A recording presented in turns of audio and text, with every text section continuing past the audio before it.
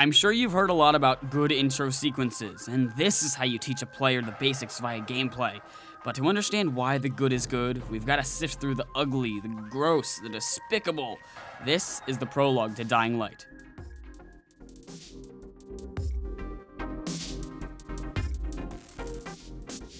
Let me preface the rest of the video with this. I like Dying Light. It's fun, it's not a terrible game, but dear God, was it a pain to get into. At first glance, this probably seems like your typical run-of-the-mill modern FPS introduction segment, and honestly, that's all it is. The game demonstrates all of your basic abilities and gameplay mechanics with a fully guided tutorial. Here's the catch though, it takes like half an hour. The game used 30 minutes of my time that could have been spent having fun, learning for myself, and instead used it to dictate every nook and cranny of basic gameplay that the player could come across. Free running, or parkour, is one of the main features of the game. Unfortunately, instead of teaching the player the fundamentals of this ability and allowing them to experiment with it in a designated playground, the game funnels players into a cramped obstacle course that's more stressful than fun to maneuver. Everything in the intro sequence feels very inorganic and forced. When walking across this crane to get back to the main building, your character experiences a seizure, something completely out of the blue and unexplained up to that point. The player is in the middle of learning something new, and then the game immediately throws something else at them. How about this instead? The player has just finished walking over to the building, and while making their way over to the guide NPC, the protagonist experiences this seizure, and the guide runs over to aid him. This would benefit the game's pacing, and wouldn't interrupt the player's first steps process. Another thing I noticed as I was absent-mindedly walking through the hallways was how much of this walking around in the game is just filler.